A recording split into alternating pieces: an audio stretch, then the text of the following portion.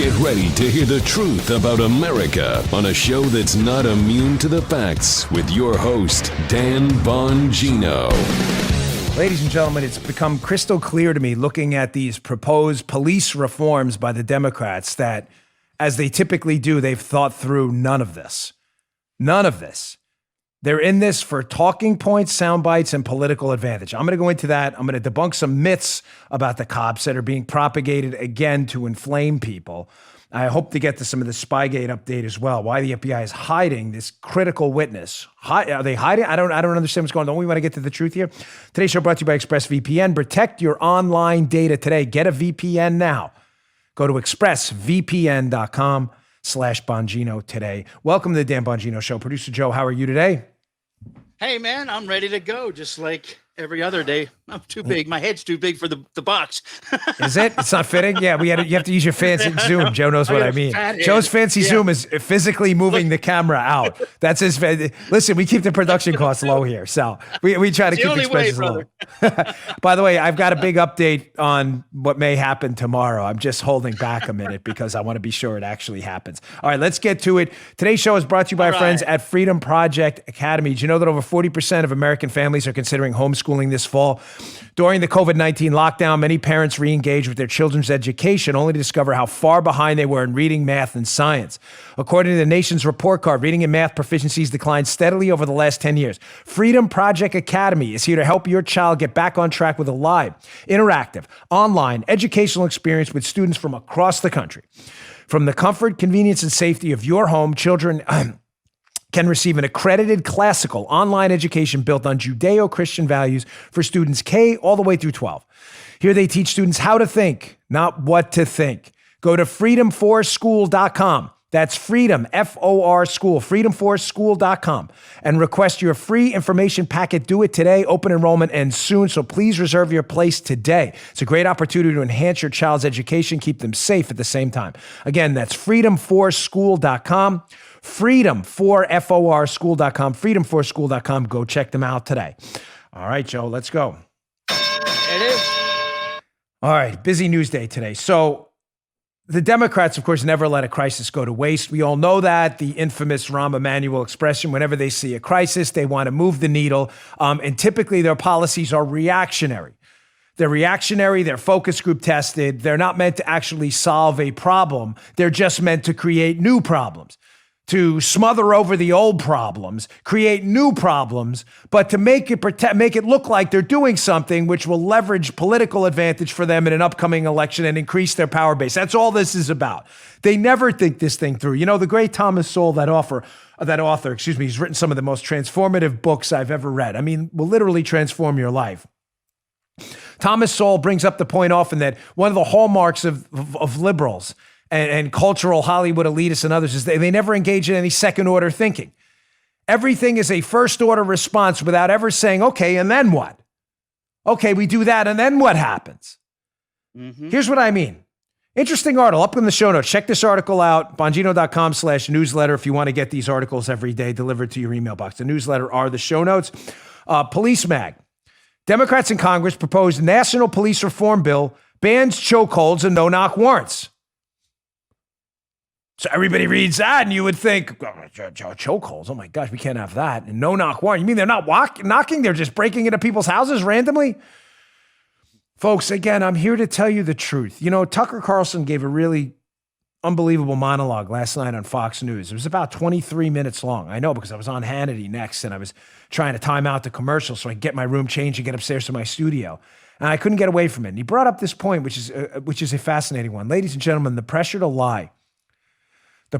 lie and fold and propagate and advance talking points that are not truthful, that are based on myths, lies, and talking points leveraged for political advantage is overwhelming. We have got to tell the truth, no matter what. He's absolutely right. This is a national crisis. There's no doubt about that anymore. But in the end, even if it all goes down, we have to be able to look at ourselves and say, listen, when it came to this crisis, we were on the right side of right, not the wrong side of right. Now, I know of course, the feedback to this will be overwhelming, but that's okay. First, on banning no-knock warrants. Ladies and gentlemen, do you know what a no-knock warrant is? And do you know why police officers and federal agents use them? They're not used often, but they are used. A no-knock warrant, so you understand what the liberals won't tell you, because they just want you to believe that the police are randomly knocking down people's doors like Antifa or some of these rioters and just ripping people out of their homes for no reason, scaring them to death. That's not why they have a no-knock warrant. A no-knock warrant is issued in the limited scenario. They're not that frequent, where the person you're arresting is a known violent felon. You're arresting or you're searching their home, hotel room, wherever they may be. They are behind a door. Hotel, apartment, condo, co-op, rental, basement, room, whatever it may be, you have a search warrant to go in and arrest that person who has a known history of violence. It's not a guess. The person behind that door has a criminal record of violence on others, violence on police officers, criminal possession of weaponry, whatever it may be. It's not guesswork. You have to actually produce evidence the person could be violent. It's not simply, I think he's going to be violent because he watched too many cartoons growing up. It's actual evidence, something liberals are very rarely ever produce. You go in front of a judge, you say, Judge, I think in a case of this search warrant, if we were to what they call knock and announce, which is a prerequisite for many search warrants outside of no knocks, knock, police with a search warrant. That's how typically search warrants work. Nobody wants to kick in a door if they don't have to, for obvious reasons. You don't want to create an unnecessarily hostile situation if you don't need to. Secondly, you don't want to have to secure the door later. That's just the reality of police work. I've been there. I've been on both types.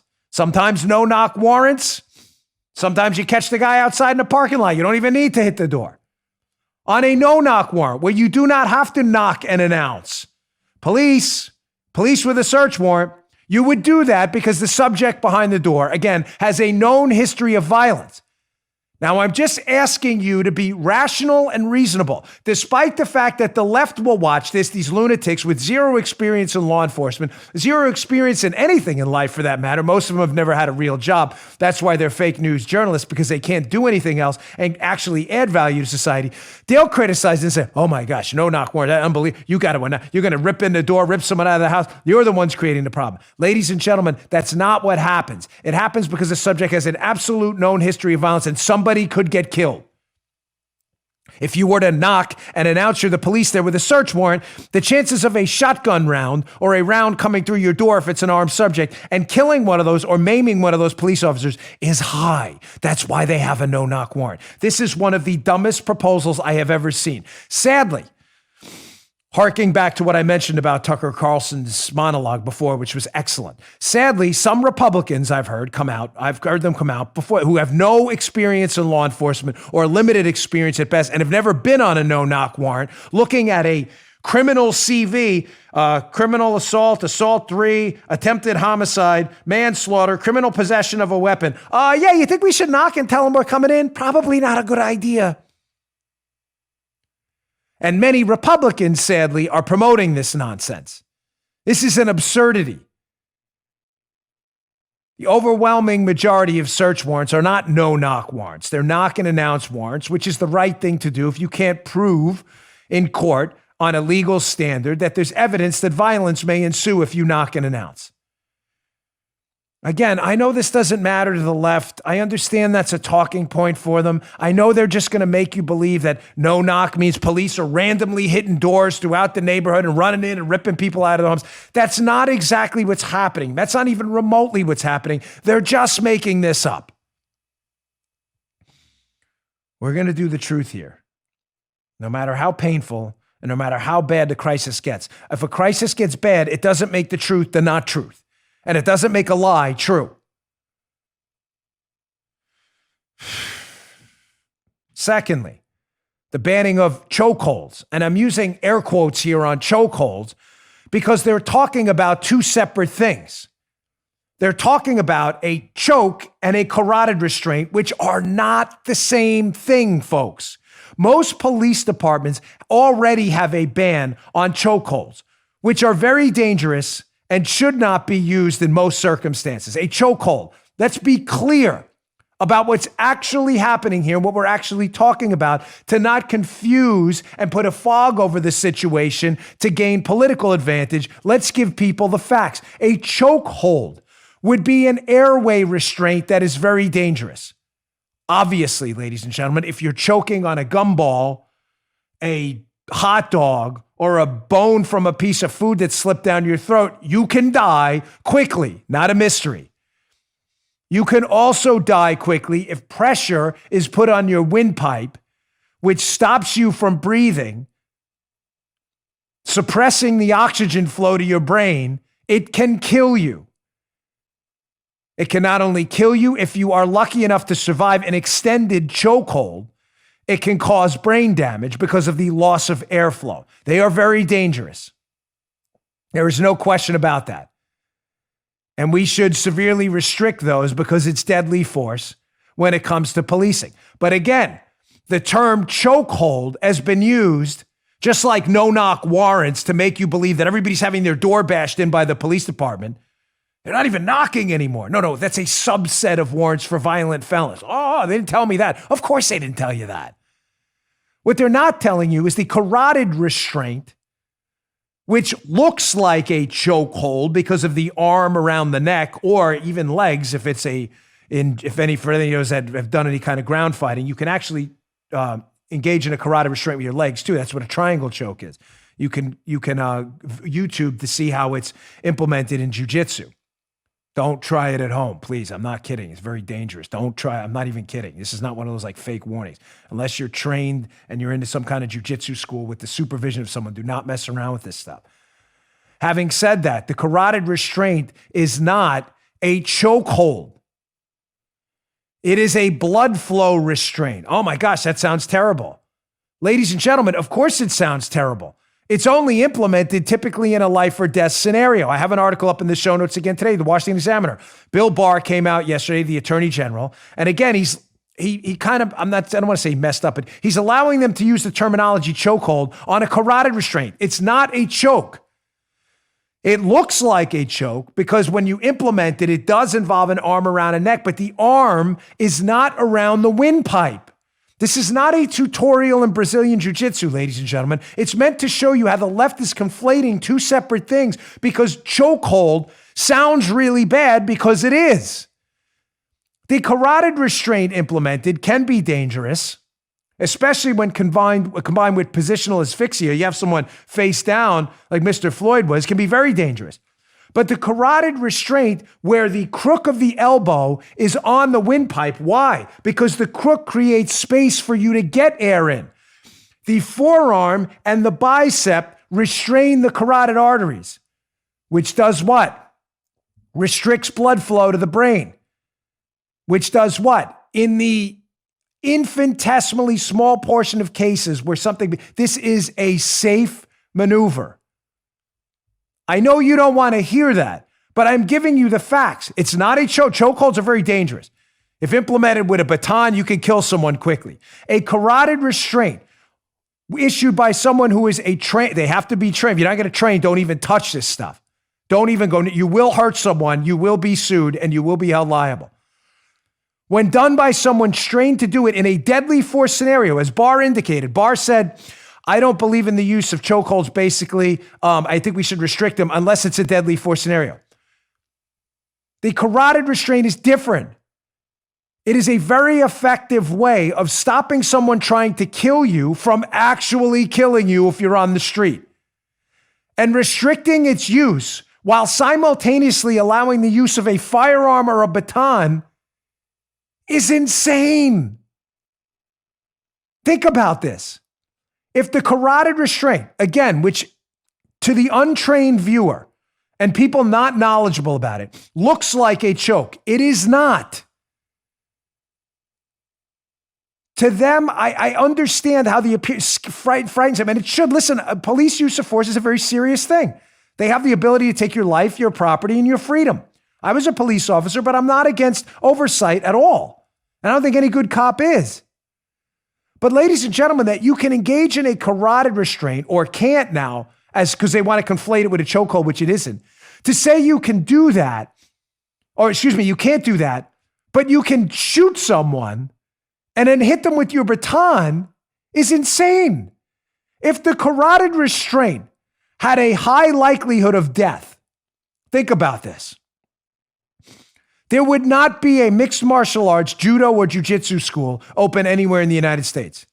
Folks, I am not kidding. To anyone actually trained and knowledgeable, if you're interested in expanding your mind, liberals, that's not you. You can tune out now. I get it. You heard chokehold. You've already committed to your position despite you don't know what you're talking about.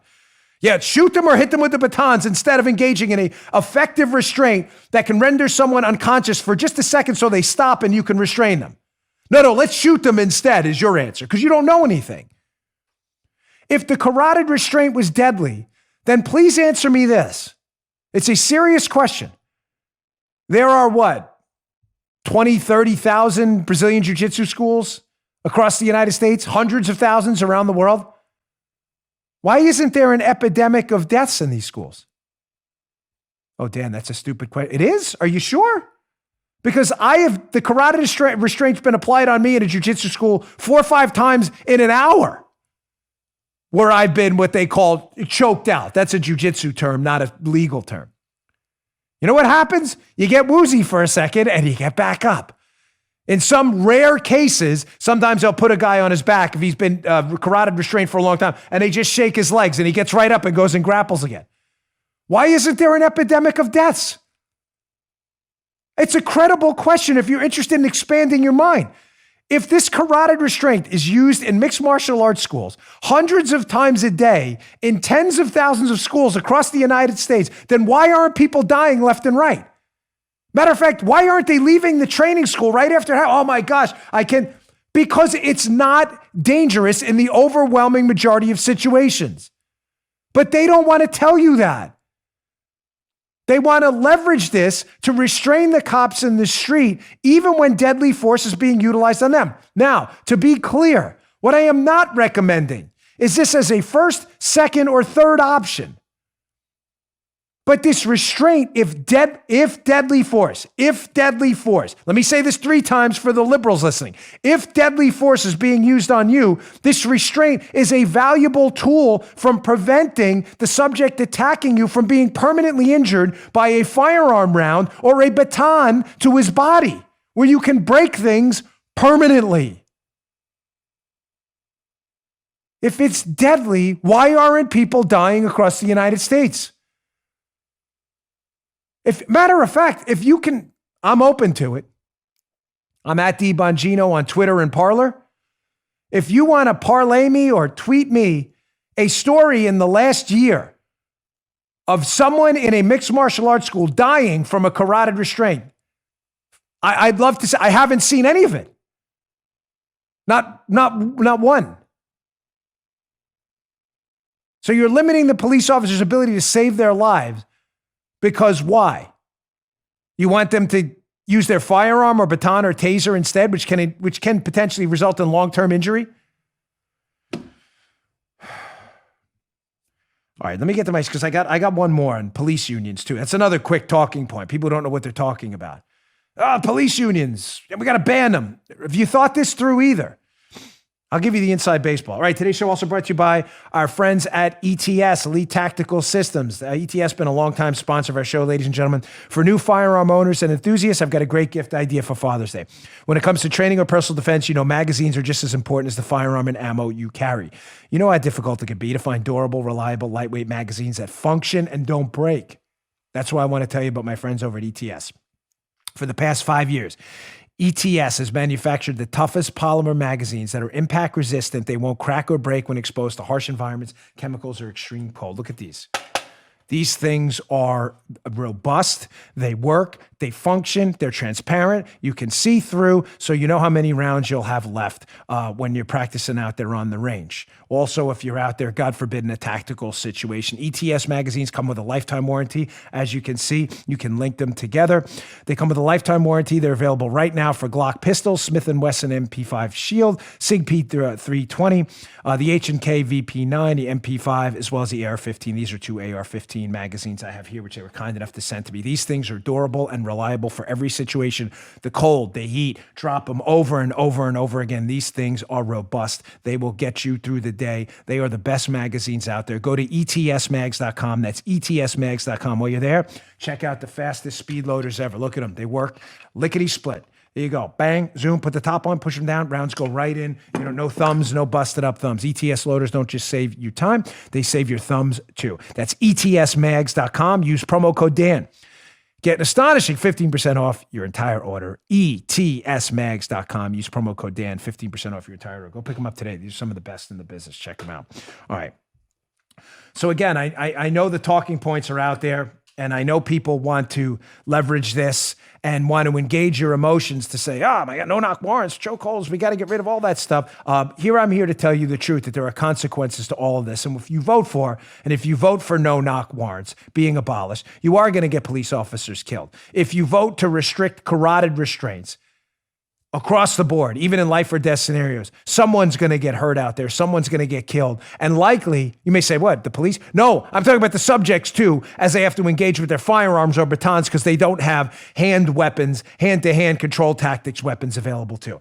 The last one, police unions. Folks, listen, I get it. I understand. And I'm not saying, I was a member of the PBA, the Patrolmen's Benevolent Association, for a long time. I'm not saying we're always right or we're always right. I'm not a member anymore on every single issue. I'm not. But I'm here to tell you that if you want to ban police unions, that you have to understand the other side of this as well. Now, the reason, which I've heard from commentators, some who I'm sorry, just don't have never been a member of a police union, either have never been in uniform law enforcement or are just parroting the talking point of the day to sound informed about an issue they're not. The talking point is, well, police unions protect bad cops. And let me be crystal clear, that shouldn't happen. That has to change. And I think we all, current and former law enforcement, have to get behind that. Folks, we know who the bad cops are.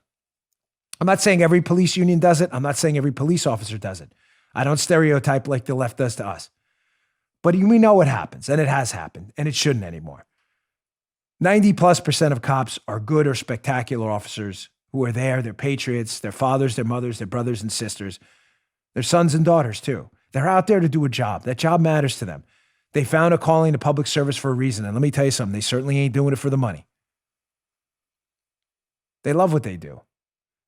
And they typically respect most of the people that that are involved in the patrols in their community.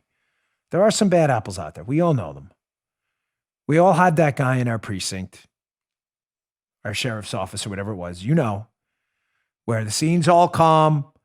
You had a bit of a ruckus, whatever, a street fight, a robbery, there's been some chaos, that fog of war, it calms down. You've either got someone in handcuffs or the situation's calm, and everybody has that one guy in the precinct, and he shows up, and he's got to come out, you know what I'm saying. He's fired up, ready to go, and everything goes crazy again. We've all had him. There's no more time for that, and we have to be open to some reforms ourselves. But ladies and gentlemen, I don't believe abolishing police unions are the answer. Have you thought about the other side of this? That police unions protect you too? Of course you haven't if you're a liberal, because that's an inconvenient talking point. Banish police union, yeah. What does that mean in the long run? Who knows? I just want to scream, yeah, because it sounds good. Just like banning the carotid restraint. Folks, my experience with police unions was far different. They did a lot of good things too. There was a time in the NYPD, I regret to tell you, where they had a quota system. They'll swear it didn't happen. It happened. I was there, folks. You would come in and it would be assumed that every month you would write a certain amount of parking tickets, a certain amount of C summonses, criminal summonses, drinking in public urination, disorderly conduct, whatever it may be. I'm not even sure if that's a C summons, but a criminal summons. And you would have to write a certain amount of moving violations, red light tickets, speeding, etc. Did anyone ever tell you that was the quota? No, they didn't tell you, but if you didn't meet the quota, dreaded air quotes, you might get a bad performance evaluation. Might. Which meant you would get a bad performance evaluation. Yeah. Now, Joe, Yes. the precinct I was in the 7-5 precinct in Eastern New York, Brooklyn, was so busy. It was a high crime area, sadly, but it was. It was starting to calm down a little bit when I was there. Here, it's changed a lot. But when I was there, it was known as one of the roughest precincts in New York City. It was so busy with criminal activity, our quotas were very low. I think it was 3 C summonses a month. Again, quotas. No one told you this, you just knew it. 3 C summonses. I think it was like 1 mover and 10 parking tickets a month, which is not a lot. And honestly, if you're doing your job even a little bit, you'll probably hit. I know other precincts in Manhattan where the quotas were outrageous. 30, 40 parkers, sometimes a day or something like that. Yeah, oh no, I'm not kidding. It was off the charts. Whoa. Movers, everything. There was a quota. What does that have to do with police unions? Ladies and gentlemen, the quota was about harassing you, not me. I write a parking ticket because I have to meet a quota, and you run out and go, officer, I'm really sorry. I double parked for a minute. I was getting my kid from school. Now do you understand why policing for profit leads to so many hostile situations? Think about what I just said. You're a dad or a mom. You run in for a second to pick up your daughter from school, whatever. You're late. You're running late. You got to get home. You got to get them to a doctor. You've done nothing wrong. Did you technically double park and violate the law? Folks, listen, everybody technically rips a mattress cover off once too. The law is about discretion as much as it's about enforcement. Can we all agree? If we can't, again, find a new show. This isn't for you. No, we should enforce every law all the time, no matter what. Yeah, okay, sure. Get the mattress tag rippers out there. They're the real problem. That's what led to the prosecution of Mike Flynn and others, that kind of stupidity. Discretion. Ladies rushing to the hospital speeding with her husband because she's about to give birth. You probably don't want to give them a ticket if they're doing 56 and a 55. You get it? They broke the law.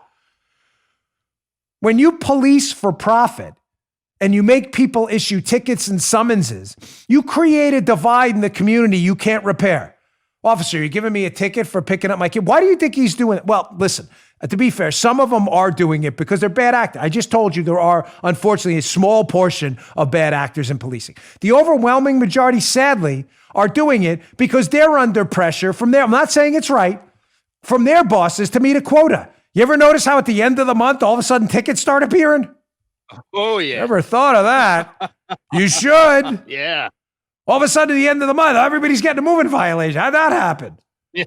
The end of a shift, if you had to produce 8 movers per shift, everybody gets locked up. Everybody gets a moving violation. That's not how policing's supposed to work. We're not policing for money. The unions fought that. The police unions. Again, I'm not saying they've done everything right. I'm simply asking you to expand your knowledge base in a time of crisis, not fall prey to focus group tested talking points and lies, and think bigger picture. If you think bigger picture and you still believe police unions are a net negative, that's fine. That's fine. I've done my job and given you both sides. If you've weighed them responsibly and said, I still don't think it's a good idea, they protect too many bad apples, that's your decision. I don't think it's a wise one, but I get that. But at least be informed. We got to get rid of police unions. They protect bad cops.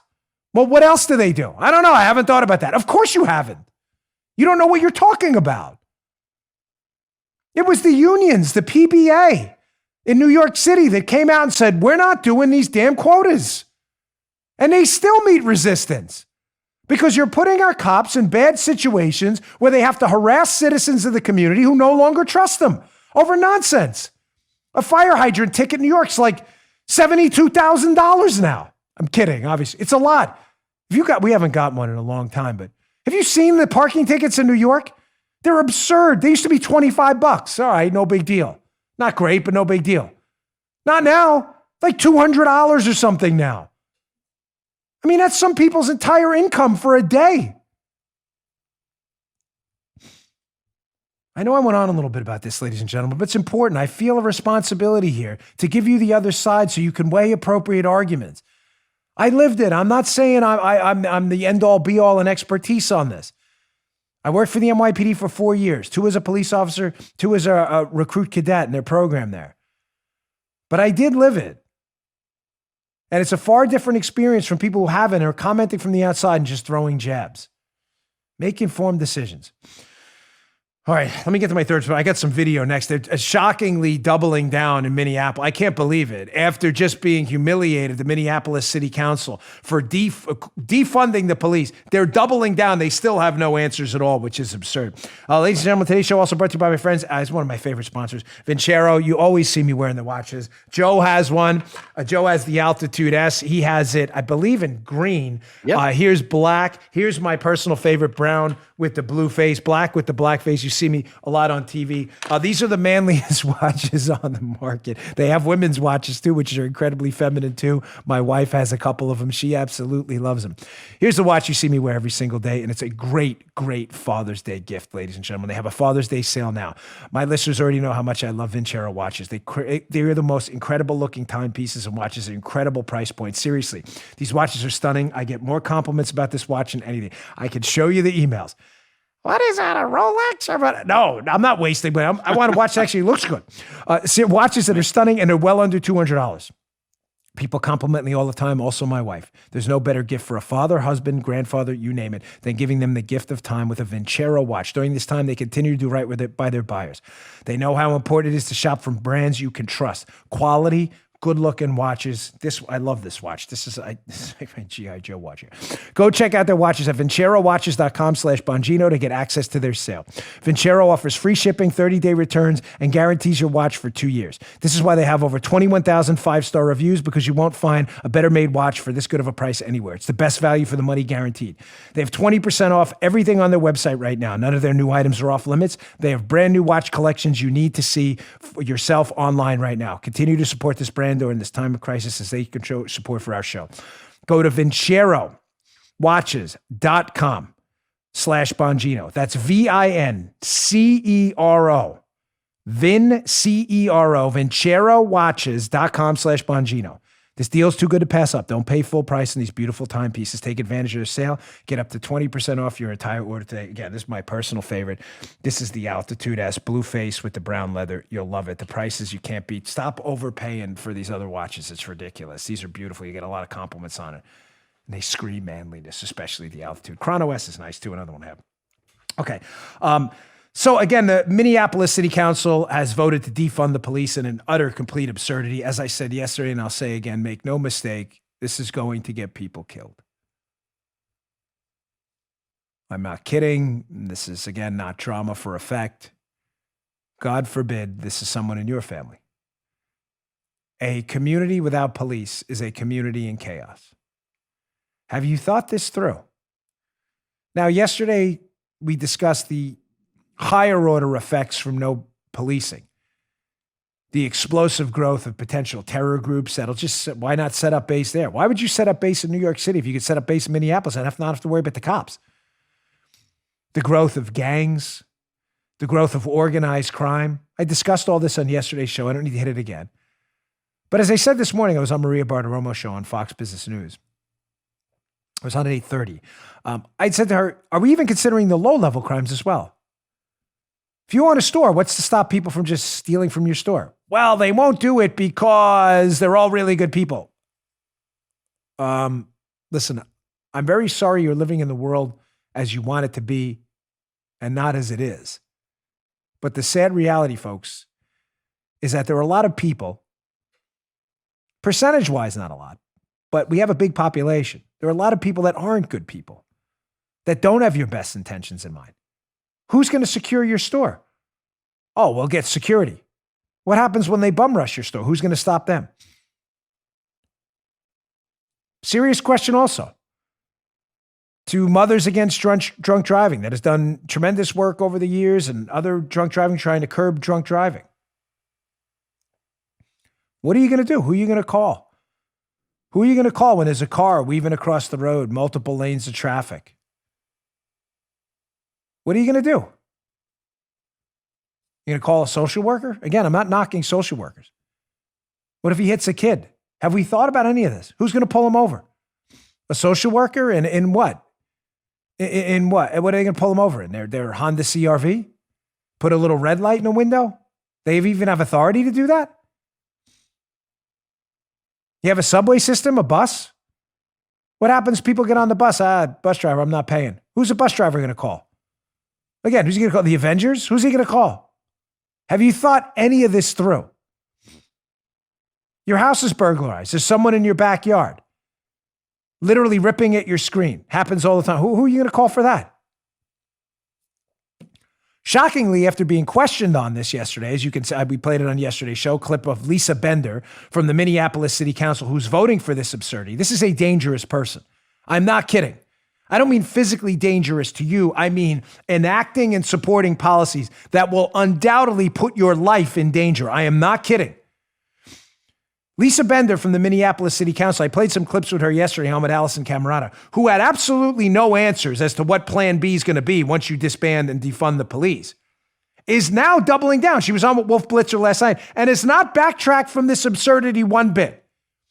Here's Lisa Bender doubling down. Lisa, you're pledging to dismantle the Minneapolis Police Department. What exactly does that mean, and why do you think it's past the point of simply engaging in some significant reforms? Yes, well, over the last 2 weeks, we've seen thousands of people in Minneapolis take to the streets and raise their voices for change, telling us that incremental reform has not worked to keep our community safe. We're also seeing major institutions like the University of Minnesota, our parks and schools, major businesses and arts institutions ending their relationship with our police department. So it is clear that we need to make major shifts, both in the short term and that our community is ready to reimagine public safety from the ground up, to think holistically, to make sure every single member of our community is safe. This is insanity. This is what we would call, when I was doing my master's degree in psychology, a word salad. She's just making it, she's throwing the buzzwords in there. Did you hear it, Joe? We're going to holistically reimagine public safety. What the hell does any of that mean? Liberals do this all the time. I don't want to, you'd have to buzz it out, Joe, because I don't want to create edits for the show. Given the time crunch we're on today, it'll make sense tomorrow. But this is them bathing you in bull. You fill in the rest. Rhymes with spit. They're going to holistically reimagine public safety. Reimagine it. Oh, yeah, they're reimagining it. But what they're imagining is it going to be a scene out of Death Wish. Folks, I can't warn you again in strong enough terms. I'm humbly, and I'm not kidding, and with the greatest of respect to my sane liberal friends out there who watch this show, please don't do this. And if you do this, please don't move and pull this stuff where I am. You are going to have to live with it. I can't tell you what to do. It's a free country. I'm begging you, please stay where you are and don't bring this to my neighborhood, this defund the police. Please. I have kids. We respect our police over here and they respect us back. It's a symbiotic relationship, as it always should be. If you want to crap on your police because of a couple bad apples and defund them, it's the wrong thing to do, but don't bring that over here, please. You are going to create mass chaos, and I will leave it at this again. People will die. Not in the Bernie Sanders way. We used to play that funny soundbite. That's not, we used to do that. Bernie said, if you enact Medicare, people will die. No, people will legitimately die.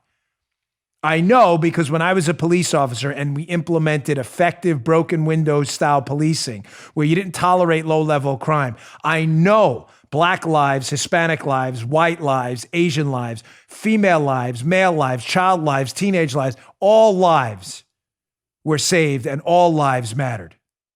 I know that because as I said on Sean Hannity's show last night, think about this. Let me put some meat on the bone for you for a minute in case you have any doubt that lives will be lost if this is enacted.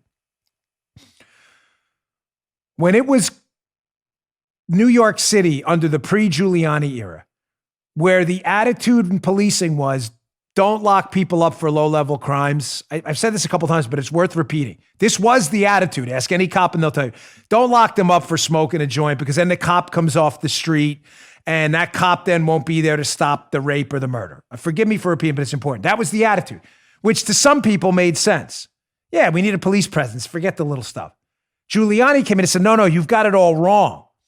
Broken windows policing means stop the little stuff because it leads to the big stuff. And you know what? He was right. I've given the turnstile example. The guy who jumped the turnstiles, the guy who commits the robbery on the train. You get him for the turnstile, he doesn't commit the robbery. I'll give you another one. We had a policy, everyone we stopped, we ran warrants on. So whereas you didn't stop the kid for the joint in the pad, you just let him smoke a joint. You're like, whatever, throw it away, whatever, dude. That's whatever they did. That's not what happened. The Giuliani said, no, you're going to stop him for smoking a joint in the street. I'm not asking you to argue marijuana policy. I'm simply telling you what the policing policy was. Maybe it's use the urinating in public one. No one wants someone peeing on their front lawn. When you stopped them, you used to let that happen. What'd you do? You ran a warrant. Joseph, I'm telling you in my experience, 90% of the time, that guy in your front lawn with his hanging out, doing his business there, had a warrant for something far bigger. Sir, put your hands behind your back. You have an outstanding warrant for a robbery. A whole lot of people who are bad guys found themselves doing jail time for drinking in public and stupid stuff. Broken windows policing worked. And that's why it worked. You want to get away from that? You want to go back to the chaos? Oh, the meat on the bone top, what I mentioned on Hannity last night. Having lived through that, I was in the 7-5 precinct in East New York, Brooklyn. One of the most dangerous precincts in New York City. Ask any cop who worked there. They even have a show about it on Netflix. They had a bad corruption problem before I got there. It's called the 7-5. Not kidding. Worth your time, by the way. That's where I worked. I was there for almost 2 years. The place could not have been any more dangerous.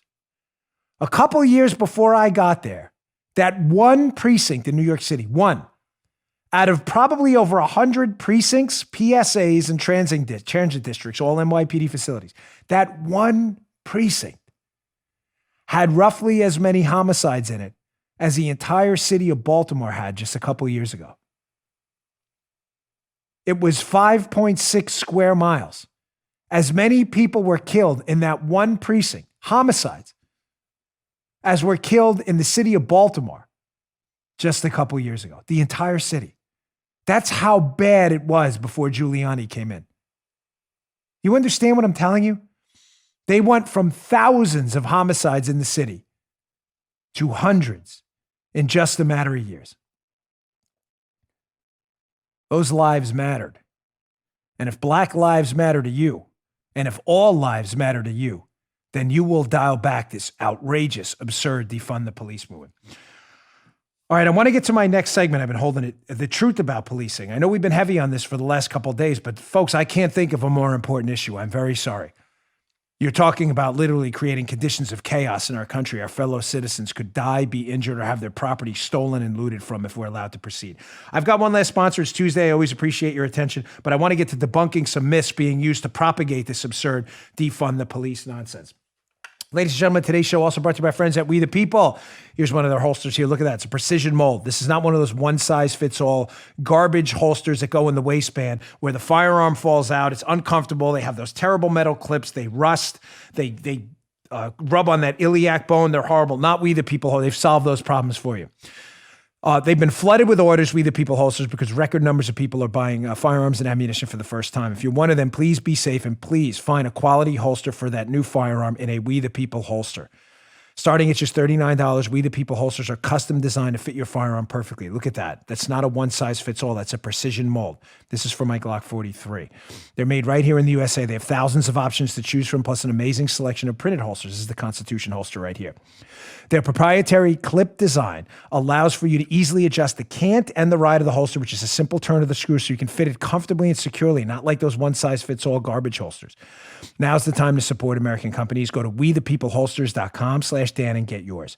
Every holster ships free, comes with a lifetime guarantee. You ain't going to break this thing. Get an additional $10 off using offer code Dan. Satisfaction guaranteed. If it's not a perfect fit, send it back for a total refund. wethepeopleholsters.com/Dan. thepeopleholsters.com/Dan. Offer code Dan for $10 off. Thank you for your patience. Always appreciate it. Good companies that want to be here and talk to you. So there are, unfortunately, a series of myths being used, myths about policing being used to push this defund the police, anti-police agenda, which I'll never accept. I'm not going to do it, and you're not going to pressure me into it. I don't care. I've said this repeatedly. I've made more than enough money. I've saved my money. I don't care about your boycott brigade. I don't care about any of it. All I care about is the truth. And I know you're on the other side of it. So we're going to tell the truth here. There's a fascinating article in the Washington Examiner. It's up in yesterday's show notes, but it's in today's too. Please check it out. Again, bongino.com/newsletter. Subscribe to my newsletter. That is the show notes. I'll send you these articles every day. This is a really terrific one that is sincerely worth your time. It's from the Washington Examiner. It says 4 inconvenient facts for anti-police rioters by Jason C. Johnson. Let's go through each one of them because they're all worth your time. Folks, I'd say myth number, before I get to the screen caps from the piece, myth number 1, which I think we can all agree is being propagated by the left, is that there's some epidemic of use of force against citizens, specifically unarmed black males in this country. Are there instances, I'm getting tired of having to say this, but again, liberals are only interested in propagating and gaslighting false narratives and attacking anyone who tells the truth. So you have to give the obvious before stating the truth, because if you don't give the obvious, they'll accuse you of leaving facts out, which they do all the time. I'm not going to do that. There are obviously incidences of police use of force against people who are unarmed where the use of force was inappropriate. Period. We get that. And those issues should be handled appropriately, either through administrative action or criminal action against those said officers who have violated their code of conduct and potentially the law. We all get that. Every sane person, at least. But the myth that there is an epidemic of police shootings and use of force against unarmed black men, as if you have this army of occupying armed policemen and women in your village, your city, your town, your state, hunting people down, is factually nonsensical, embarrassingly nonsensical, and there is no data to support that at all. But you've been told that. You had this Minneapolis city council member, Lisa Bender, yesterday on the clip, suggesting that if your house is being broken into, the police showing up creates a greater danger for you. A comment so absurd, it's not a head scratcher, it's a head driller. You have to power drill into your head to clean yourself, to let it vent out of your skull so that it doesn't contaminate the rest of your neurons with that kind of stupidity. That's not true.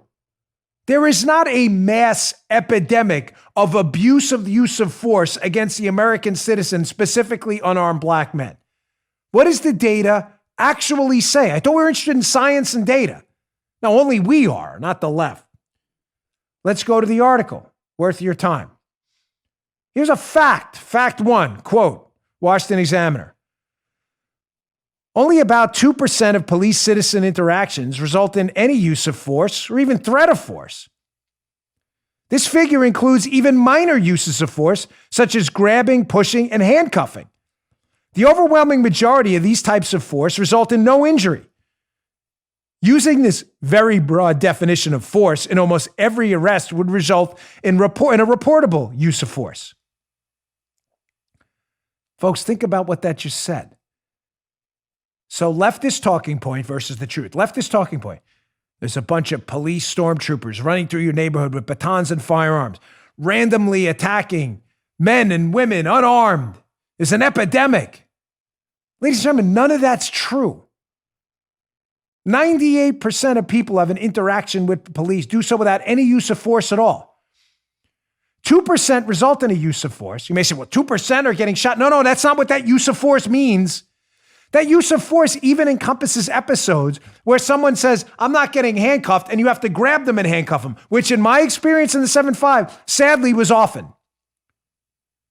Still, even that, maybe that was because my area was pretty high crime. Even that is only 2% of episodes. Please stop lying. There is not an epidemic of police abuse of the use of force rampant throughout the United States. It's just not true. Again, but just keep saying it. It's not going to stop you from lying about it.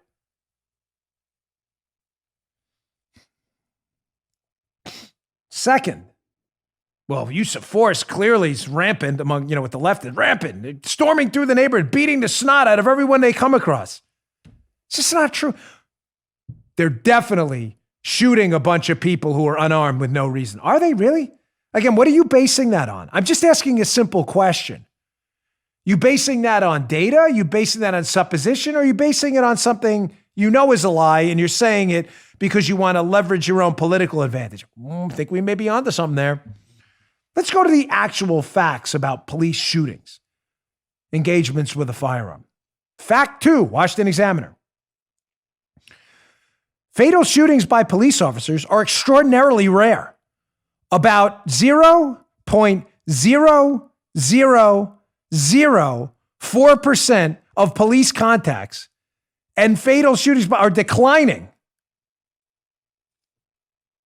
Let's get this straight. 0, 0, 0. Paul, did I read that right? 0, 0. Did I get all the zeros? How many zeros? 0, 4. So, thank you. I was, right? You can say, okay. I'm just double checking my math because we do facts here. I thought the left was into that. Nah. Tolerance, science, data. Yeah, that's us. That's not them. The science based on the data, if you're going to conflate data, it's not always the same thing.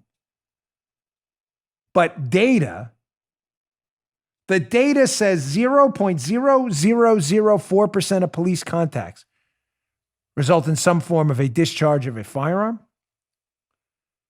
That seems to conflict. Again, leftist narrative. Police are rampantly shooting unarmed black men.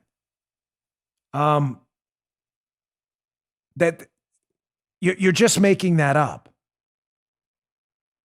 Again, in a country of 330 million people with literally millions of police contacts a year, 911 calls, traffic stops, aided cases, emotionally disturbed people, you are always going to have some police officers in a population of hundreds of thousands of police officers and federal agents across the United States. You are going to have some who abuse this use of force continuum. We can deal with that. But suggesting it is a rampant shooting gallery and that cops are exiting the roll call with the intent to shoot unarmed black men is so nonsensical, you should be ashamed and embarrassed to look in the mirror and ever repeat it. And no one should ever be out there pressured to lie, to cater to a leftist rage mob, to advance their political agenda and not the truth. It is simply not true. Well, what about race? There's a leftist narrative there that clearly the police are definitely engaging in a higher proportion of use of force against black men, and race is almost always a factor. Again, is race sometimes a factor with some bad actors who may have had some tendencies to do things to people who are a different race? Unfortunately, it is. But what does the data say? Does that matter to you? Well, let's check it out. Fact 3. And let me caveat this, as the Washington Examiner does. Jason C. Johnson here. Though better data collection is necessary, let's be clear, multiple studies suggest that race is not a factor in a deadly force decision by police officers. Deadly force decisions, excuse me. What's more, only 8 out of 1,000 fatal police shooting incidents in 2019 involved individuals reported as unarmed black people. Keep in mind, the term unarmed does not imply that there was even insufficient legal basis for police to use deadly force. Only that media reports indicated the person was unarmed. 8.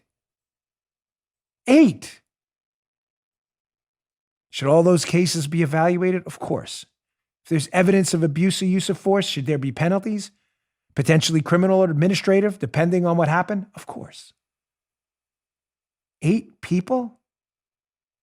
That is your epidemic of mass police violence? That's your evidence that we should stigmatize? Put the scarlet letter on the face of every single police officer around the country? You're basing that based on 8 cases in 2019? 8. All should be looked into. No doubt. 8 cases. You're suggesting all police officers are inherently racist. The whole system's broken. Police officers are hunting black men down, and you're basing that on data that says the exact opposite. And we're all supposed to fall in line. Why? Because you said so? And kneel before you? Literally, in some cases. Nah, not today. Not tomorrow either. Next week doesn't look good either. Either this next year or the rest of my life. I'll be dead before I kneel before you. I'm not kneeling before anyone. Subjugate yourself before the Almighty God, and that is it. I will kneel before no man, and you shouldn't either. I spent time in policing. I'm not patting myself on the back, and please, this is not a self-praise moment. But if I may, quick establish bona fides. I said this to Parler yesterday, and I'll tell it to you. Spent 4 years with the NYPD and 12 years with the Secret Service. I didn't have one civilian complaint, not one demerit issued in the police academy, not one command discipline, and I was never, ever, ever the subject of any adverse action by the Secret Service ever. Matter of fact, I had multiple cash awards and left with a pretty high promotion score. I'm not trying to impress you. You paid me for the job, and I was proud to do it. I'm saying that because most of the police officers and agents I was with could tell you the exact same thing. And they find it grossly, disgustingly offensive that you're painting them as racist murderers hunting you down in the street, despite the fact that they work for relatively little money to keep your neighborhood safe. They go home to kids too. Your stereotypical labels of them, if you're engaging in that, calling them racist murderers, is disgusting filth, and you should be embarrassed. Finally, last one. There's another myth out there that shockingly continues, despite absolutely no evidence at all that this was ever true. We keep going back to the Michael Brown Ferguson scenario. Hands up, don't shoot. Ladies and gentlemen, that did not happen. That did not happen. Michael Brown and Ferguson's, his hands were not up, and he did not say, hands up, don't shoot. You will still see people saying this, again, to enrage others for their political advantage, not yours. Because they're going to use it to depolice your communities, to put you in danger, not me. Cops in my town ain't going anywhere. It's your town and your city. Fact 4 from the Examiner piece about this very subject. The Department of Justice, under President Obama, determined that the hands up, don't shoot rallying cry, popularized after the shooting death of Mr. Brown, was a manufactured narrative. The DOJ report further determined that Brown attempted to disarm the police officer and that the officer acted in reasonable self-defense. Again, don't let that get in the way of your narrative you're using to enrage communities. But that's the truth. And if you want to be on the right side of right, rather than the wrong side of right, then you better wake up to the fact that you are propagating a lie for either your own personal gain or to enrage others for your own political and ideological advantage. And what you're doing is immoral, unethical, and is a stain on our country. That is not true. Stop saying it. It's false. All right, folks, I've got a show tomorrow for you. May have some big news tomorrow. I am kind of holding out a bit, but don't miss tomorrow's show. I'm hoping to have an update either tomorrow or Thursday, but I will be here for you despite what you see on TV. It's nothing bad. I promise you, I'm not like dying. I told you I had a health problem. For those of you asking, by the way, what happened? I had a stomach ulcer. It was bad. It really hurt. It was terrible. So we're good now. I'm all fine. Anyway, I shouldn't have said I had a health problem in the show. You were such a great audience. So many of you care deeply about me and the family and Joe and Drew, and I deeply appreciate that, but I shouldn't have scared anybody. It was wrong. I'm perfectly okay. I promise you. We will definitely be here this week. Please subscribe to my YouTube channel, youtube.com/Bongino. We really appreciate it. Trying to get to 500,000 subscribers. We are almost there. It's all free, of course, and we really appreciate your support. Thanks a lot, folks. I'll see you all tomorrow. You just heard The Dan Bongino Show. You can also get Dan's podcasts on iTunes or SoundCloud. And follow Dan on Twitter 24/7 @DBongino.